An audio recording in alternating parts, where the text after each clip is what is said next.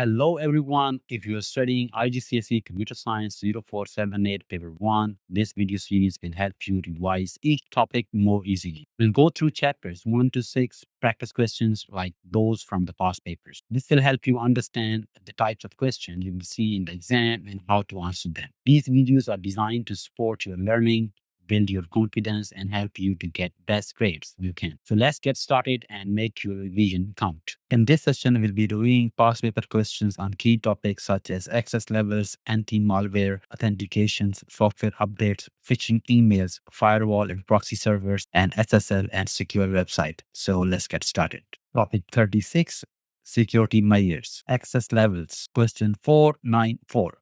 Explain why different users on a computer system are given different access levels. Number 1, to protect data from unauthorized access. Number 2, to prevent accidental damage to data. Number 3, to prevent malicious damage to data. Number 4, to restrict users to only the files/programs they need. Number 5, to maintain data integrity. Question 495. Describe how access levels can help prevent data loss or data corruption. Access levels restrict access to data. This prevents unauthorized users from making changes. This reduces the risk of accidental or malicious alteration of data. This helps maintain data integrity. Question 496. Identify two types of access levels a user might have and explain how each one controls access to files. Read-only access allows a user to view a file but not modify it, while read-write access allows a user to both view and modify a file. Anti-malware. Question 498. Describe the purpose of antivirus software. Number 1, to detect and remove viruses. Number 2, to prevent viruses from infecting the computer. Number 3, to scan files for malicious code. Number 4, to quarantine infected files. Question 499.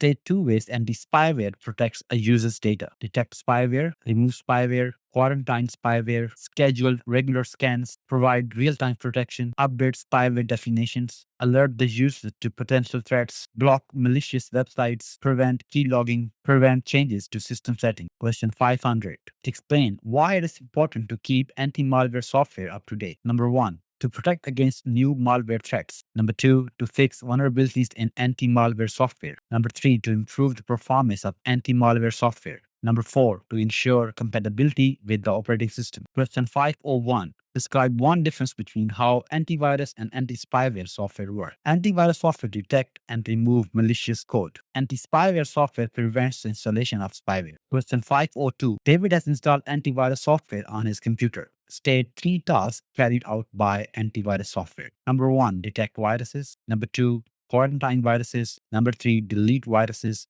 Number 4, scan files. Number 5, run scheduled scans. Number 6, update virus definitions. Number 7, real-time protection. Authentication. Question 504. Define the term authentication. Authentication is a process of verifying the identity of a user, device, or other entity in a computer system, often based on credentials such as username and password. Question 505. Explain how two-step verification increases the security of a login system. Two-step verification requires a password and a second factor. This makes it more difficult for unauthorized access. Even if the password is stolen, the account cannot be accessed without the second factor. Question 506. Give one advantage and one disadvantage of using biometric authentication. Advantage: high level of security. Disadvantage: can be expensive to implement. Question 547. A user logs in with the username and password. State two ways to make the password more secure. Number 1, use a longer password. Number 2, use a combination of upper and lowercase letters. Number 3, use numbers. Number 4, use symbols. Question 548. State what is meant by a biometric password. It's a password that uses unique biological characteristics for identification. Question 509. Passwords are used to keep data safe. Explain the difference between a text-based password and a biometric password. A text-based password uses a string of characters, whereas a biometric password uses unique biological characteristics. Text-based passwords can be guessed or hacked, whereas biometric passwords are more difficult to replicate. Text-based password can be forgotten, whereas biometric passwords are always present. Text-based passwords can be shared, whereas biometric passwords are unique to an individual. Question 510. Give two reasons why a biometric password is more secure than a PIN. Number 1, biometrics are unique. Number 2, biometrics are harder to intercept than a PIN. Number 3, biometrics are harder to guess than a PIN. Number 4, biometrics are difficult to forge. Question 511. Modern smartphone can be secured with a biometric system that is built into the phone. Identify two biometric systems that would be suitable for securing a smartphone. Number one, fingerprint scanning. Number two, face recognition. Number three, iris scanning. Number four, voice recognition. Question 512. Explain why modern smartphones are secured with a biometric system. Number one, to prevent unauthorized access to personal data. Number two, to prevent unauthorized use of the phone. Number three, biometrics are difficult to forge. Number four, it is more secure than a PIN. Number five, it is more convenient than a password. Software updates. Question 514. Explain why it is important to automate software updates. Number one, to improve security. Number two, to fix bugs. Number three, to improve functionality. Number four, to ensure compatibility. Question 515. State two advantages of automatic updates over manual updates. Automatic updates do not require user intervention. Automatic updates ensure the user has the latest security patches. Question 516. Describe what might happen if a computer is not updated regularly. Number one, the computer may become vulnerable to viruses. Number two, the computer may become vulnerable to malware. Number three, the computer may run slowly. Number four, the computer may be more susceptible to hacking. Question 517. Give one risk and one benefit of allowing a program to update automatically. Risk: possible malware infection. Benefit: security patches are automatically applied. Phishing emails. Question 519. State two common features of a phishing email. Number one,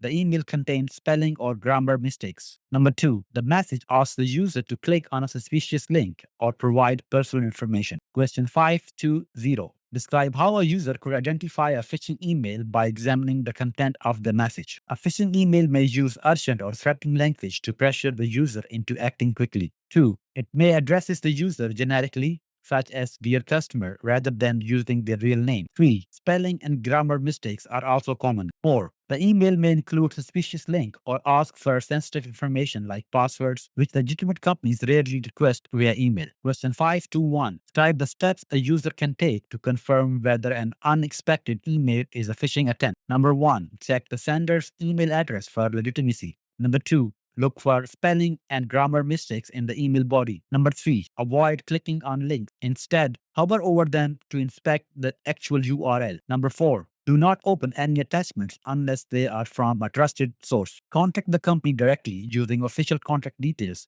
not the ones in the email. Number 6. Report the suspicious email to the IT department or email provider. Question 522. State one reason why a user should check the URL before clicking a link. Number 1, to check it's a valid website. Number 2, to check it is a secure website. Number 3, to check it does not contain malware. Number 4, to check it is the intended website. Question 523. Describe what is meant by hovering over a link and how it helps protect against phishing. Hovering over a link means resting the mouse pointer on the link without clicking it. The URL is displayed. This helps protect against phishing because the user can check the destination URL before clicking. The user can check that the URL matches the expected website. Question 524. A user receives an email from their bank asking them to click a link. Explain how the user could check if the email is genuine. Check the sender's email is legitimate. Hover the mouse over the link to reveal the actual URL. Compare the URL with the bank's official website address. Contact the bank directly to verify the email's authenticity. Firewalls. Question 526. Define what is meant by a firewall. A firewall examines network traffic and block traffic that does not meet specified criteria. It prevents unauthorized access to or from a private network. It can be implemented in hardware or software or both. Question 527. Explain how a firewall protects a computer system from threats. It examines network traffic. It blocks unauthorized access. It filters data packets. It can use a whitelist. It can use a blacklist. Question 528. State two types of traffic that a firewall might block. Number 1, malware infected packets. Number 2, access from blacklist IP addresses. Number 3, packets from specific ports. Number 4, unauthorized access attempts. Number 5, denial of service attack. Question 529. Give one advantage and one disadvantage of using a software firewall. Advantage: it is cheaper than a hardware firewall. Disadvantage: it uses the processor's resources. Question 530. Describe how a firewall uses rules to allow or block network traffic. A firewall examines network traffic. Rules are used to determine whether to allow or block traffic. Rules are based on source IP addresses, destination IP addresses, port numbers, and protocols. If the traffic matches a rule, the corresponding action is taken. Question 531. Hacking is one type of internet risk used to obtain personal data that is stored on a computer. Explain how a firewall can help prevent hacking. A firewall is a security system that monitors incoming and outgoing network traffic. It can block data that does not meet specific criteria, such as blacklist or whitelist. Users can configure it to restrict access to or from certain applications. It may block access through specific ports. It can also send alerts or warnings to the user when suspicious activity is detected. Question 532. A small business tech solution uses a local network to store sensitive customers' data. They are concerned about unauthorized access from the internet. Describe how installing and configuring a firewall can help tech solutions protect against unauthorized access to their data. Number one, firewall examines the data packets entering, leaving the network. Compare data packets to a set of rules, blocks data packets that do not meet the rules. It can also prevent access to certain websites, and it can also log attempted intrusion. Question 533. Andy uses the firewall to help prevent her children from accessing websites that she does not want them to see. Describe how the firewall helps prevent her children from accessing these websites. Number one, firewall examines data packets entering or leaving the network, compares the data packets to a set of rules, block access to website based on their URL, block access to website based on their IP addresses, warns the user about potentially harmful websites. Question 534. A finance company is concerned that its employees are being distracted by using gaming website at work. Explain how a firewall could help prevent this distraction. A firewall can be configured to block access to specific websites, such as gaming websites. This is achieved by creating a blacklist of URLs or domain names associated with these sites. When an employee attempts to access a blacklisted website, the firewall will deny the connection, preventing the employee from accessing the distracting content. Question 535. Lisa is concerned about potential malware and unauthorized access to her personal data on her mobile device. She has a software-based firewall installed. State three features this firewall may have to protect her data. Number one, packet filtering. Number two, proxy server. Number three, logging of suspicious activity. Number four, preventing access to certain websites. Proxy servers. Question 537. Tina installs a proxy server to help protect her website from security threats. Describe how the proxy server will help protect the website. The proxy server hides the true IP address of the web server. It can filter incoming requests and block malicious traffic. It can block access from specific IP addresses. It can inspect incoming requests from suspicious activity. Question 538. Define the term proxy server. A proxy server is an intermediary between a user and a server. It receives requests from a user and forwards them to the destination server. It can provide security, caching, and filtering. Question 539. Explain one way a proxy server can improve security. It filters web content. It blocks access to certain websites. It provides a firewall. It hides the user's IP address. Question 540. Describe how a proxy server can be used to control DDoS attack. A proxy server filters requests. It hides the IP address of the server. It limits the number of connections. It analyzes traffic for malicious content. Question 541. A company uses a proxy server to improve network performance. Explain how this works. The proxy server stores frequently accessed web pages. When a user requests a web page, the proxy server checks